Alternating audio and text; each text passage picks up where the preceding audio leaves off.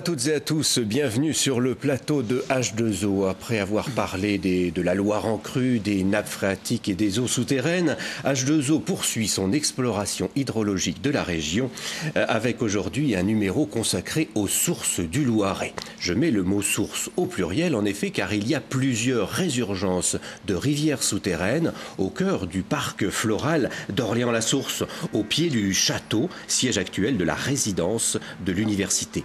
Les sources de l'Abîme et du Bouillon jaillissent dans le plus important domaine des bords du Loiret, cédé en 1427 à Jean de Marescot, seigneur de la Source. En 1632, la propriété échoua à la famille de Meules, qui la conserve jusqu'en avril 1712. On détourne alors le cours d'eau, on domestique le parc selon les canons du jardin à la française. Les magnifiques parterres et les immenses pelouses rectangulaires qui s'étendent devant la façade méridionale du château acquièrent rapidement une belle réputation. Des artistes et des intellectuels de l'Europe entière vinrent disserter au bord du miroir et du Bouillon.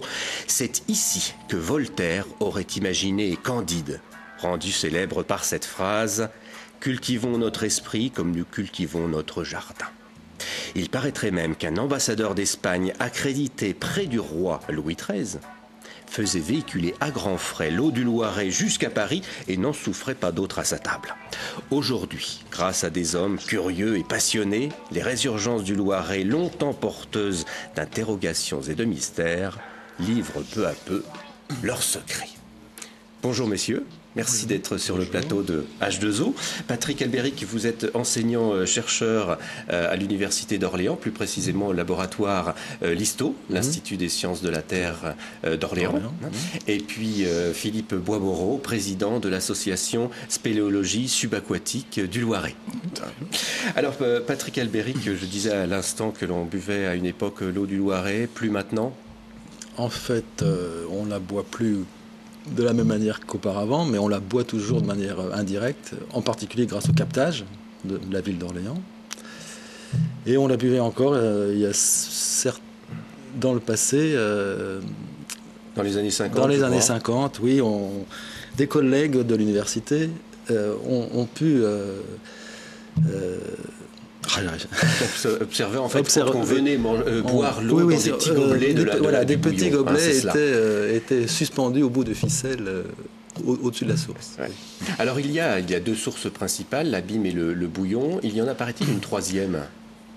Effectivement, et cette troisième également sert à l'alimentation de l'eau potable de la ville, puisque elle s'est transformée en fait dans le captage du gouffre qui se trouve sur les bords du Dhuy, de la rivière du Dhuy, quasiment dans l'enceinte du parc floral également. Alors pourquoi ces noms, Abîme et Bouillon? C'est une raison particulière? Abîme, beaucoup des sources karstiques s'appellent Abîme parce qu'elles sortent d'assez profondément sous la surface du sol. Et elles impressionnent par leur débit et la profondeur inaccessible avec les moyens anciens. Bouillon également, la plupart des sources karstiques du coin se nomment bouillon par tout simplement le bouillonnement qui quand l'eau émerge jaillit finalement à la surface de la Terre. Ça fait effectivement un bouillonnement. Alors vous avez participé tous les deux à la désobstruction de l'Abîme en 2001. Nous allons voir tout de suite des images à l'antenne. Et Philippe Boismoreau, vous allez nous expliquer comment s'est passée cette désobstruction sous l'eau. Voilà. Donc là, on a l'Abîme, on a cette espèce de grand tuyau. Donc comment ça s'est passé? Mais on sait par des écrits qu'au XVIIIe siècle, la plus grosse source du parc floral était l'Abîme. Cette source s'est trouvée effondrée aussi par ses écrits au début du XVIIIe, probablement par l'effondrement de son porche. Et puis au fil du temps, elle a servi de dépotoir. Donc en 2001, nous avons entrepris de cette désobstruction, donc avec l'aide d'une suceuse. C'est une question on envoie de l'air comprimé dans un tuyau qui crée une dépression et qui fait remonter les sédiments. Cette désobstruction nous a pris 250 heures pour évacuer à peu près 170 mètres cubes de gravats. Et vous avez trouvé, lors de vos plongées, des pièces, mis au jour des pièces d'archéologie? Oui, à différents endroits. Le fait que le parc floral a été urbanisé à différentes époques.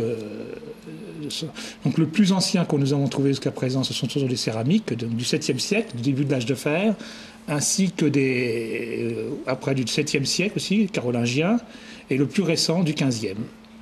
Alors Patrick Albéric, nous allons voir tout de suite les pertes donc, de la Loire.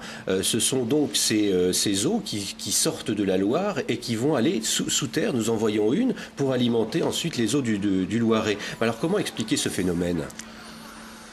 Ce phénomène tient essentiellement à des questions de différence d'altitude, de différence de niveau, de différence d'élévation par rapport au niveau de la mer. L'eau ayant tendance, ici au niveau de la Loire, à pénétrer sous terre, la surface de l'eau souterraine, l'altitude de l'eau souterraine étant inférieure à l'altitude de l'eau de la Loire. Ouais. Il y a eu un creusement, je crois, vous m'aviez dit en préparant cette émission, du lit de la Loire depuis les années 50. Alors, oui, ça on parle d'un autre phénomène qui est probablement responsable du tarissement ou du début, enfin de la diminution de débit des sources du Loiret, consécutif à la diminution de la différence d'altitude entre les eaux de la Loire et les altitudes où se trouvent les résurgences. Alors nous allons voir précisément tout de suite une carte du Val-de-Loire où nous allons pouvoir situer précisément les endroits de la perte. Donc c'est plutôt, dont vous m'aviez dit, Châteauneuf. Alors Châteauneuf donc et à Jargeau droite de l'écran, Jargeau et Châteauneuf. Jargeau, c'est là où on connaît le plus de pertes sur les berges sableuses des alluvions vers Jargeau. Et la petite main nous indique donc à peu près 20 km plus loin l'abîme et le Bouillon, voilà, donc, qui sont les principales sources, les principales résurgences. Alors pourquoi cet endroit précisément ? Est-ce qu'on a défini la raison ? Là aussi, l'explication la plus évidente, c'est des questions d'altitude, le cours du Duy, donc dans lequel en fait ces sources émergent, ou tout au moins émergeaient avant que le Duy ne soit détourné, constitue un point bas du Val d'Orléans. Les altitudes de ce lit du Duy sont les plus basses du Val, et là, c'est là que l'eau souterraine peut émerger. Au mieux, finalement, émerger. Philippe Boismoreau, combien de kilomètres de galeries avez-vous exploré pour le moment ? À ce jour, nous avons exploré 5800 mètres de drain. En cartographie, on en a atteint 4100 mètres. Sinon, le potentiel du système d'Orléans est très vaste. C'est un vaste labyrinthe où on l'estime à plusieurs dizaines de kilomètres. Sachant qu'entre les pertes et les points de restitution, qui est la première, qui est la source du Bouillon, il y a un transit de 15 km. Et l'eau met combien de temps à partir des pertes jusqu'au Bouillon ? Le temps de transit du point d'absorption à la première émergence, qui est le Bouillon, c'est entre 2 et 3 jours. Sachant qu'on peut avoir des différents temps de transit, le fait qu'on a des pertes beaucoup plus en amont et des pertes beaucoup plus en aval qui sont situées, séparées à peu près de 15 km tout le long du fleuve. Donc tout dépend du point d'absorption. On peut avoir, la moyenne, c'est 2 à 3 jours. Patrick Albéric, comment on peut être sûr, pendant un moment c'était une question, que les eaux du Loiret sont bien les eaux de la Loire ? Est-ce qu'on a des méthodes chimiques ? Comment on peut être sûr ? On peut distinguer deux principaux types de méthodes. Et il y a les méthodes de coloration directe, c'est-à-dire qu'on introduit un colorant. Donc on va le voir à l'écran. Donc c'est le traceur, c'est le traceur. On appelle ça. Donc traceur, on va voir un exemple de traceur tout de suite à l'écran. Voilà. Donc en fin de compte, on voit le petit tourbillon au centre de l'image. C'est une perte. C'est une perte, oui, c'est un vortex d'absorption. Donc vous dites vortex, d'accord, le nom exact. C'est un colorant non polluant, j'imagine ? Oui. Enfin, aux concentrations à laquelle il se retrouve dans les eaux des sources qui sont extrêmement faibles, il n'y a pas de toxicité. Bon, là à cette concentration-là, à ce point-là... Là, il rentre sous terre. Donc, à ce moment-là, il est non polluant et il ressort ensuite, donc à peu près 3 jours après, à l'autre bout. Et à ce moment-là, vous pouvez analyser.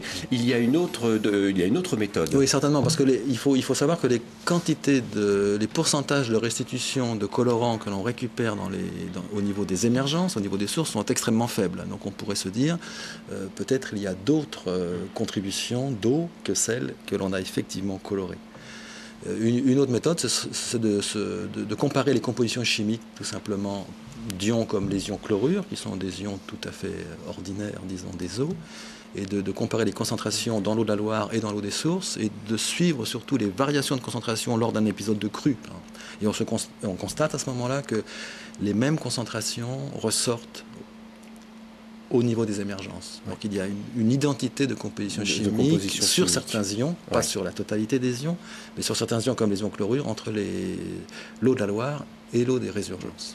Alors Philippe Boismoreau, vous êtes l'homme qui va dans les résurgences, dans ces boyaux à l'intérieur de la Terre. Alors on va vous voir vous équiper maintenant et puis vous allez nous dire précisément comment vous êtes harnaché pour aller dans les eaux du Loiret.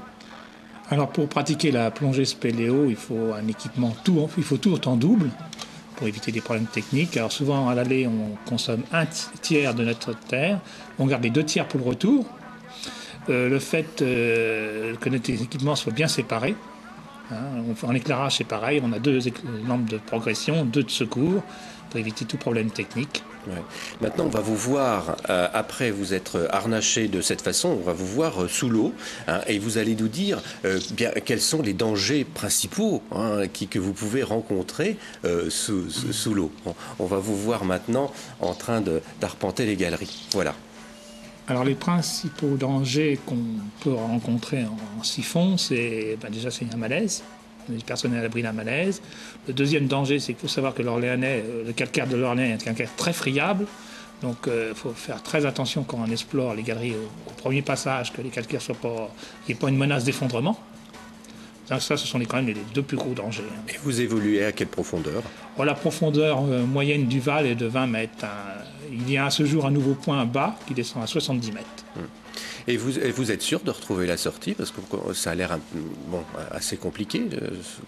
Ah oui, c'est très compliqué. Alors au premier passage, on déroule un fil qu'on appelle un fil d'Ariane. Ouais. Ce fil d'Ariane, on va le laisser, c'est une ligne de vie qu'on va laisser en permanence. Et au retour, qu'on a souillé l'eau, va nous permettre de retrouver notre itinéraire en suivant ce fil. Ouais. Avec des flèches qui nous indiquent la sortie à chaque carrefour, parce qu'à chaque embranchement, il y a un nouveau fil qui part. Merci messieurs d'être venus sur ce plateau pour nous parler de ces passionnantes découvertes. En tout cas, vous n'hésitez pas à revenir si toutefois vous aviez d'autres découvertes et d'autres choses encore à nous faire partager. Merci à tous d'avoir suivi ce numéro de H2O consacré aux résurgences du parc floral d'Orléans. On se retrouve dans 15 jours pour de nouvelles découvertes scientifiques et en attendant, soyez curieux.